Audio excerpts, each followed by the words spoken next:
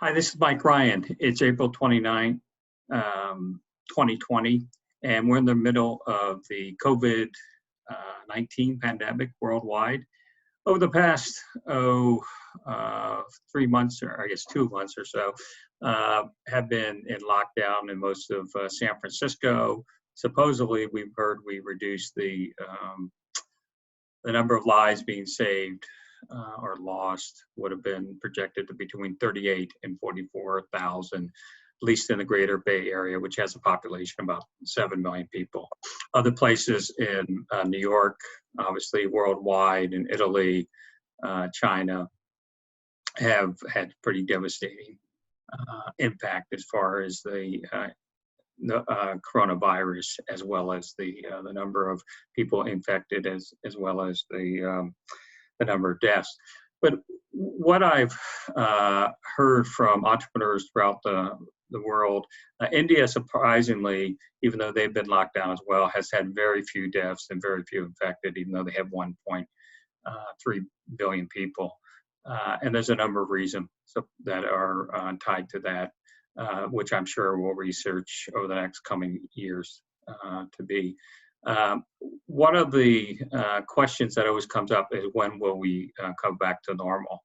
And I think the answer I give to a lot of folks is just taking from the research and the scientists, is saying that we're probably in this at least for a number of 18 months to 24 months, if not longer, because it will typically takes a vaccine, assuming we will find one. And there's been other folks that have said we probably won't find one, but I think I'm optimistic we will have a vaccine.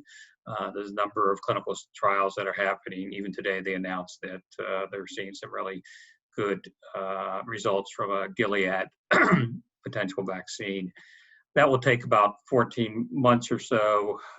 You can't really expedite clinical trials that are really viable, and by then also just developing the vaccine and getting it to commercialization, and then getting to, whether 7 billion people across the world, or at least a large amount of population that are working.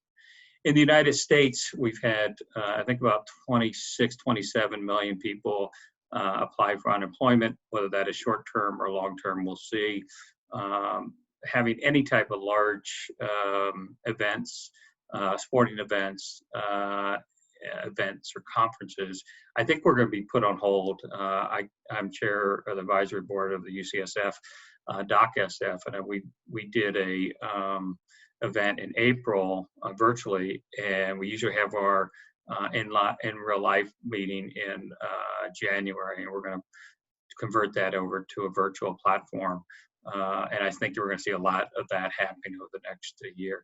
Well, one conversation, or many conversations I've had with entrepreneurs, is that, especially if they've got companies that have been in travel, as you can imagine, that has basically been decimated with airline travel down. 96% of the airlines are grounded. I do have a son who's a pilot and a captain. He's still flying. I talked to him today. He's one of the 4% airlines that are still flying around. And I think that anything that has to do with in real life with large crowds, I think it's really a challenge. I talked to 2 entrepreneurs last week that had an events planning company, and they're smart enough to pivot and now go towards some other marketing, online events. So I think that's good that they've recognized that, because it's really about survival. But overall, I think it's going to be a challenge for the next 18, 24 months as an entrepreneur. That being said, I think there's a great opportunities that are there. Most entrepreneurs will tell you that if you look at a lot of companies that were started and that are today Fortune 2000 companies, started during a recession, and whether we're in a recession, temporary or long-term, meaning a year to 2-3 years long-term, that means that you have the ability to get talent that you wouldn't have otherwise. When we're at one of the lowest unemployment rates, I think, for 50 years. Now that pendulum has swung back a bit.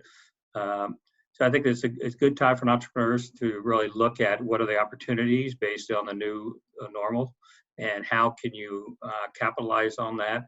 How can you serve people? How can you develop a product that can be a need versus a want? And then how do you bring together the talent?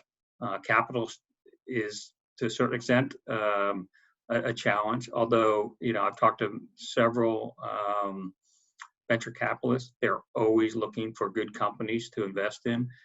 Many over the past year or so have kept cash on hand. Many have raised pretty good-sized funds that haven't deployed that capital. So at least early stage or Series A venture capital is there. It's just a matter of maybe the valuations have come down, or it may take longer, but the capital is there. So that's a bit optimistic of regarding funding.